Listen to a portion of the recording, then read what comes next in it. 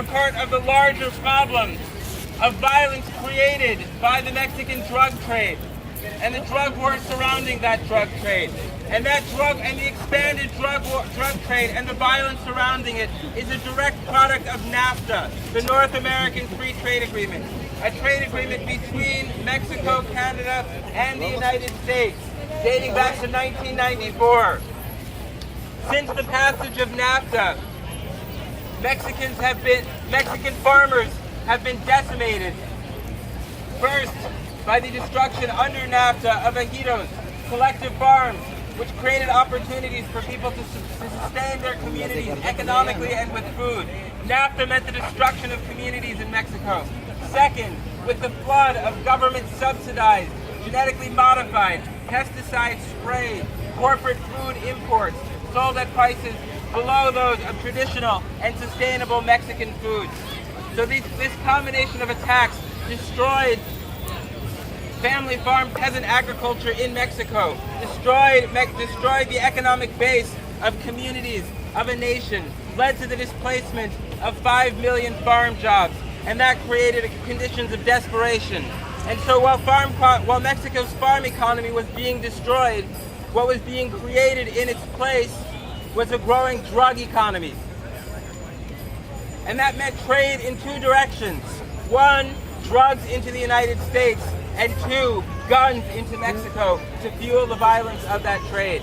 The drug trade in Mexico went from one of silent corruption and government complicity to one of outright violence, because the U.S.'s form of aid to Mexico was aid in the form of guns. The U.S.'s solution to the drug problem has always been the solution of violence, of militarization, of Plan Mexico, the Merida Initiative, of treating the drug war as a war, rather than as a problem to be solved through creating economic opportunities and by stopping corporations from destroying communities and destroying livelihoods. President Obama, as a candidate, promised that he would reform NAFTA or end NAFTA altogether. He said that he would use the hammer of a phase-out, of a pull-out, to bring Mexico and Canada to the table to renegotiate this agreement. He was lying.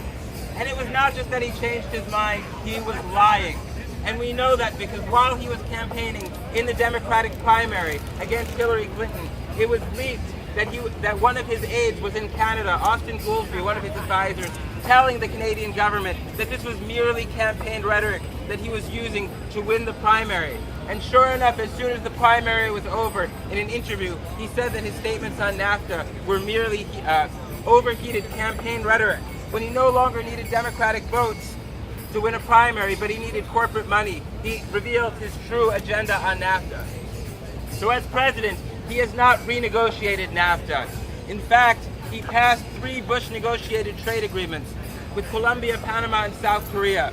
Colombia, the country with the worst human rights record in the Western Hemisphere, where over 3,000 union organizers have been killed since the 1980s. The country with the largest rate of internal displacement in the world. A country where being a union organizer, or an indigenous leader, or a gay rights activist, or a judge, or a child puts a target on your back. A country where human rights activists said a free trade agreement with this country will only exacerbate human rights atrocities.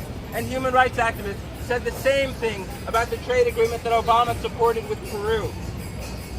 That trade agreement led directly to a state of emergency being declared against farmers protesting the trade agreement in 2008, with 4 farmers killed, and then in 2009 to the Bagua massacre, called the Amazon Tiananmen, where indigenous people were murdered for rising up to defend the seizure of their land by a president who was using the trade agreement as a pretext to seize indigenous lands, just as the Mexican government used NAFTA to confiscate the ejidos and move more wealth and resources to the ruling class and away from the people. So Obama pushed these terrible trade agreements, but that wasn't enough. Instead of ending NAFTA or renegotiated NAFTA, he decided to expand NAFTA into TTP, the Trans-Pacific Partnership, a massive 12-country trade deal that includes all the NAFTA countries, but 9 more nations, including Japan.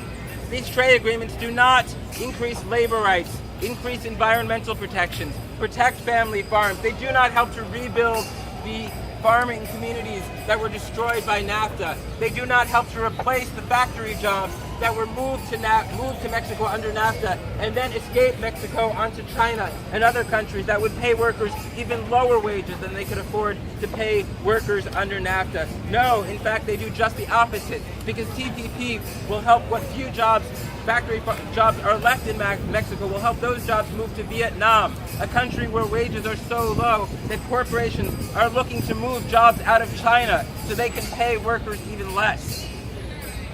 TPP will help expand the drug trade, will not help address these problems, will lead to more militarization, more violence, and more death. And this is what President Obama wants to be his legacy. Now, to make sure that he can push TPP through Congress, despite the objections of many in Congress who recognize the disaster that these trade deals represent, Obama is now pushing for fast-track authority. This would mean that he could, even though the Constitution puts Congress in charge of trade agreements, Obama has ignored that for 6 years and negotiated this agreement without congressional approval. Now he wants